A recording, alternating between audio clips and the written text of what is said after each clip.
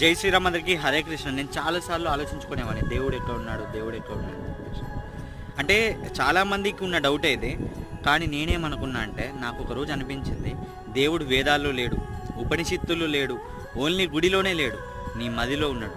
నువ్వు ఆలోచించు, ఎప్పుడైతే నీలో నీకు దేవుడు కనిపిస్తాడో ఇంకప్పుడు నువ్వు దేవుని కోసం ఇంకెక్కడ ఎతకాల్సిన అవసరం లేదు, దేవుని కోసం ఇంకే గుడికి పోవాల్సిన అవసరం లేదు, దేవుని కోసం ఏ ఉపనిషత్తులు ఏ వేదాలు చదవాల్సిన అక్కర్లేదు.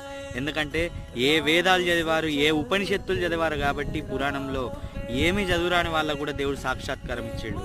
దేవుడు వాళ్ళతో ఎలా మాట్లాడగలిగిండు? ఎందుకంటే వాళ్ళలో దేవుణ్ణి, ఇంకొకరిలో దేవుణ్ణి, వాళ్ళను వాళ్ళు ప్రేమించుతూ, మిగతా వాళ్ళను ప్రేమించుతూ దేవుణ్ణి చూడగలిగింది.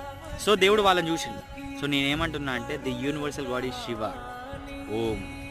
సో మీరు ఎత్తకండి, మీలోనే కనిపిస్తుంది సమాధానం. సో దీనికోసం ఎవరినో అడగాల్సిన అవసరం లేదు. నాకు అనిపించింది, నేను దీన్ని